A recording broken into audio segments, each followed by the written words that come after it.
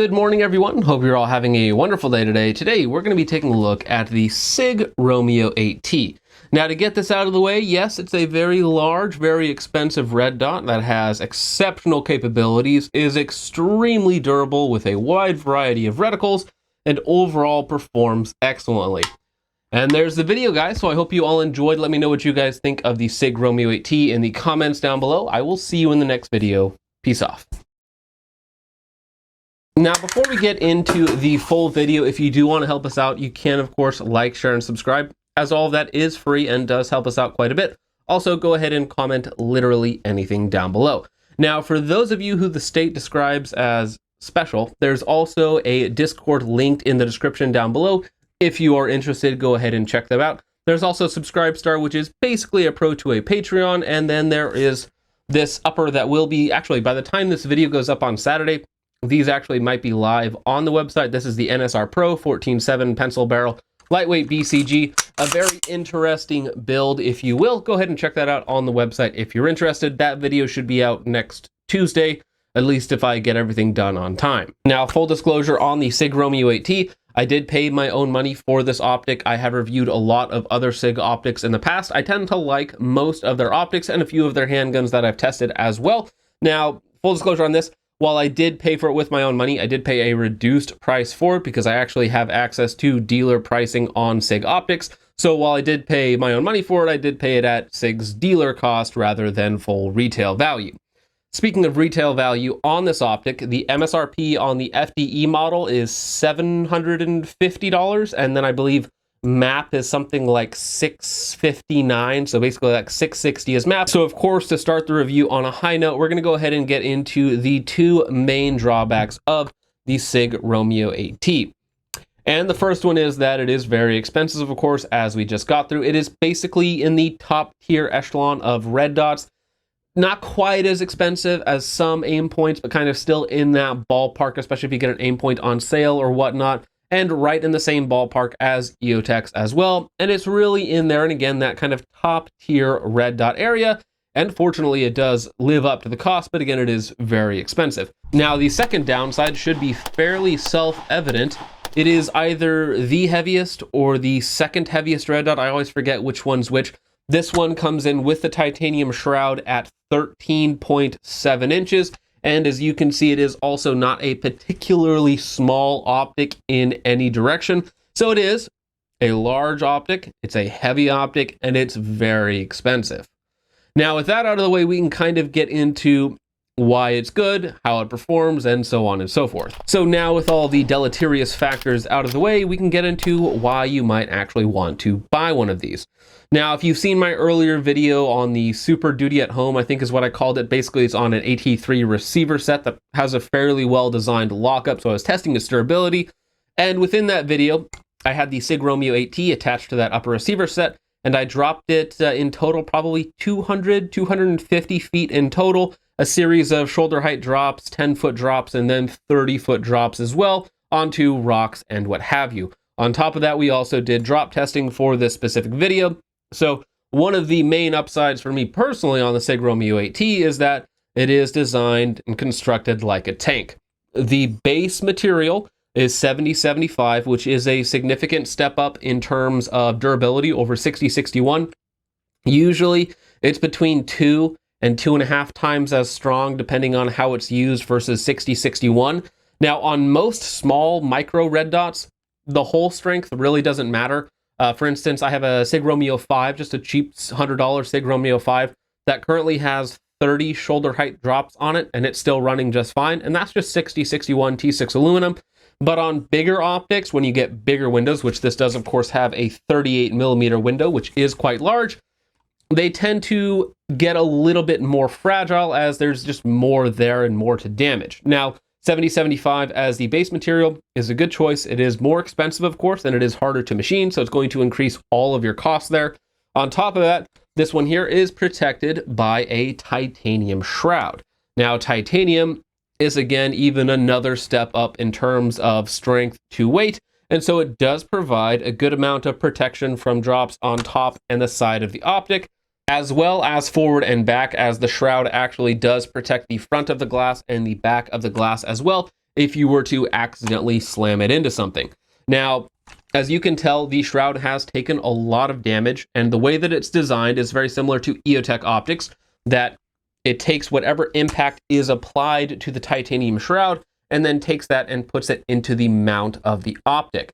Now you have 3 bolts on the left side and 3 bolts on the right side that again take that force and then apply it into the base of the mount away from the glass and the electronics, which are going to be the most fragile component in any optic out there.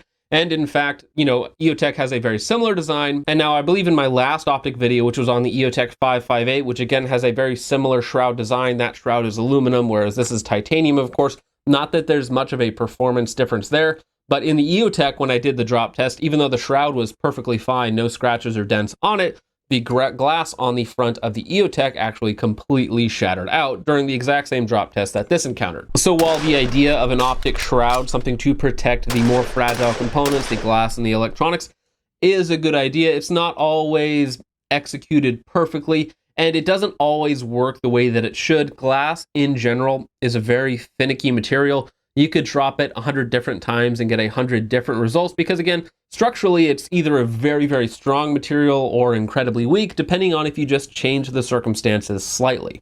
Though, again, on my 8T, I have experienced exactly 0 issues, so the Shroud does seem to be doing a good job of transferring that force into the mount. Now, speaking of the mount itself, this is another area where I feel that they did a very good job. So you have a singular, substantial cross bolt with a 1/2 inch hex head that has a torque rating of 96 inch-pounds. Now, I actually just picked up a Wheeler electronic fat wrench that goes up to 100 inch-pounds, so I could actually torque this down properly for the drop test. This was actually to spec right at about 96 inch-pounds on the substantial cross bolt. Now, on top of that, they have a large black locking block and 2 integrated recoil lugs on the bottom of the mount, which will again provide more contact surface as well as a hard stop during recoil to provide better zero holding, zero retention abilities, if you will. And as we'll get into the drop test later on, spoiler alert, it passed with flying colors.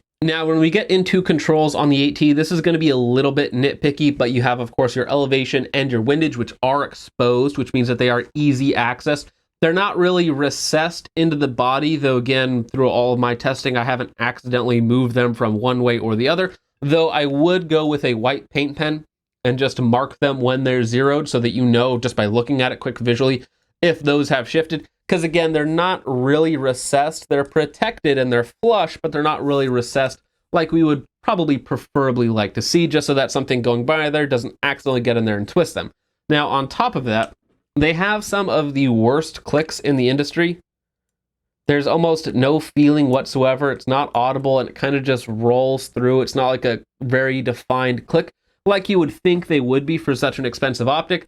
That is again going to be very nitpicky, and most people it's just going to be a set and forget, so you're never going to touch them again. Now, in terms of our illumination adjustments, we have an up arrow and a down arrow, and that should be fairly self-explanatory. And we also have our reticle controls. Now, if you press both buttons down at the same time, you will start to cycle through your reticle options. This does have 4 different reticle options. So you have, of course, your standard 2 MOA dot, which is actually good. It looks very nice under magnification. So it is a very nice crisp emitter that they're using in this optic. On top of that, you have the 2 MOA dot plus 65 MOA outer circle. The 65 MOA outer circle is a well-designed, well-thought-out reticle. Personally, I am someone who likes an outer ring. I don't know if it's actually faster in real-world shooting, but it's just a personal preference. And then you have the 2 MOA circle plus your BDC holds. Now, your BDC holds were very well thought out. They are a 5, 9, and 15 MOA drop, which is close to 4, 5, and 600 yards on a 5.56, again, depending on your barrel length, ammunition, all that sort of fun stuff. But because you just know the actual MOA of 5, 9, 15, you can true those out to any caliber, any barrel length, any ammunition choice, as long as you plug that into your ballistic calculator and you know your muzzle velocity, you're going to get those holds for their appropriate distances. Now, the last reticle option is a combination of all of those things. So you have, of course, your 2 MOA center dot, your 3 BDC holds, and then your 65 MOA outer circle. Now, the rated battery life on the Optic with a single CR123A that is sideways mounted here on the side of the Optic is 100,000 hours. Now, that is 100,000 hours at a medium brightness setting with probably just the 2 MOA dot. I would warrant, if you're running it with the 2 MOA dot plus the 3 BDC holds and the 65 MOA outer circle, that is going to drop significantly, especially when combined with an actual daylight bright setting. In terms of settings, you have 10 daylight settings and 2 night vision settings. From what I've heard and seen from other people, the night vision settings work very well on the Optic. So again, if you are using the full reticle with a true daylight bright illumination setting, then you're probably only getting somewhere between 5 and 20,000 hours of use time out of the 8T. However, it is important to remember that basically all of SIG optics at this point come with their MOTAC, which is their motion activation, which means that when the Optic is not in use, the reticle automatically turns on, and when it is in use, when you touch it, just pick it up, it will automatically turn on.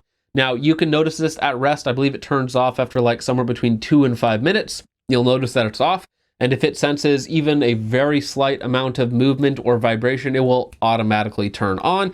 So you get an actual runtime of 20,000 hours of use, not necessarily 20,000 hours just sitting there. Either way, if you change the battery out every year, every other year, every several years, if you don't use it very much, so realistically your actual battery life is somewhere between like 2 and 5 years, which is again quite substantial. And remember, that's going to depend on your reticle selection and preferred brightness.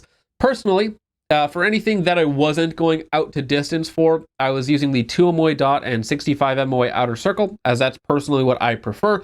And if I was going out to distance, which we did take this Optic out to 500 yards on 2 or 3 different guns, and again, it was quite easy to do with the very simple BDC holds that they have, I was using the 2 MOA center dot and the 3 BDC holds, and there was no need for the 65 MOA outer circle, though some people I am sure will run the full combination and just never switch the reticle because it will work with all of them being used at the same time. Now, when it comes to glass quality on the Romeo 8T, one of the first things that you'll pick up on is a noticeable blue notch filter. Now, notch filters are fairly common on most optics. Generally, they help to increase your battery life by providing a little bit of contrast with your dot, and probably have a few other ancillary benefits in there as well.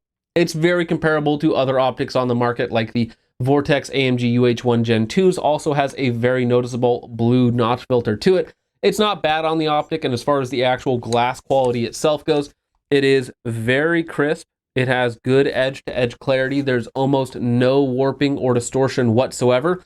Now, when we compare it to a EOTech, at least an EOTech that's glass isn't shattered everywhere, the EOTech glass is going to be better. It is going to be crisper, brighter. There's almost no color tint to it whatsoever and absolutely no distortion.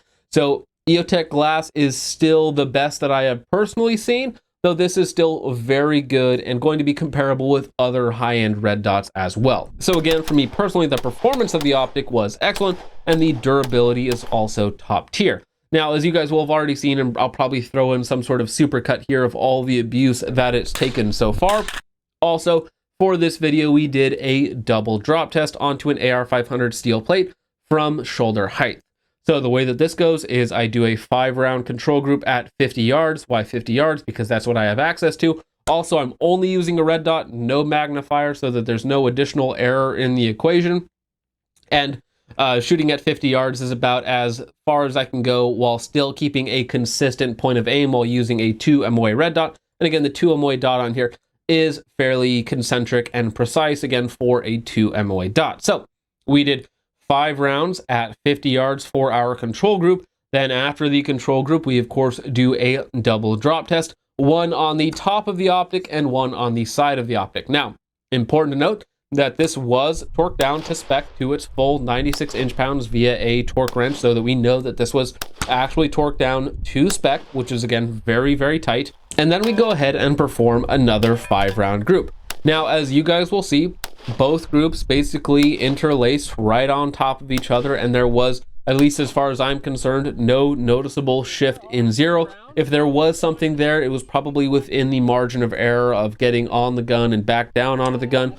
Overall, very, very happy with its zero holding abilities, even after taking 2 very hard drops onto a very hard surface. Basically, the hardest surface you could ever come into contact with is an AR500 steel plate. And again, there was no noticeable shift in zero. And again, it's important to remember that this optic is not a one-trick pony. Not only does it have a big window with quote-unquote fast reticle options, it's also extremely durable, and it also has long-range options as well with those BDC holds, which will definitely help you get out to 4, 5, and even 600 yards, as I did with this optic with multiple different guns. Now, it also has an extremely long battery life with the CR123A batteries up to 100,000 hours, again, in certain circumstances. But again, even with a lower, more realistic battery life, that is, again, going to be paired with motion activation. Hit, bottom left. So at the end of the day, guys, the Sig Romeo 8T is a exceptionally high-performing optic with two pretty major drawbacks. It's expensive and it's big and heavy, like I summed up at the very beginning of the video. Do you need all of those capabilities? Can you take the size and weight penalties? Can you afford the optic in the first place?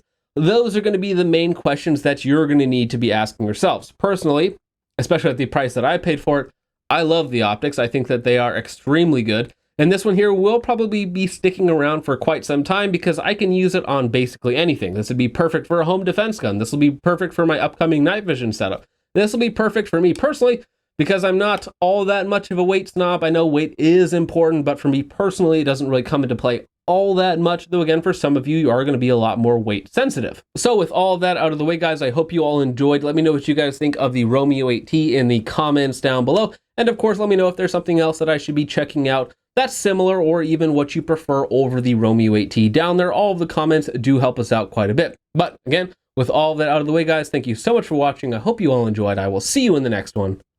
Peace off. Bye-bye. You're good, buddy. All done. Hey, Bruce? Yes. Oh. Can you say hello? I really bring them. Can you say hello? Hello. Can you say love you? Hello. Love you. Peace out. Can you say peace out? Sure. Hey, Bruce. You say peace out. Peace out. Good job. That was good. You try it one more time. One more time. Ready? Say peace out. Peace out.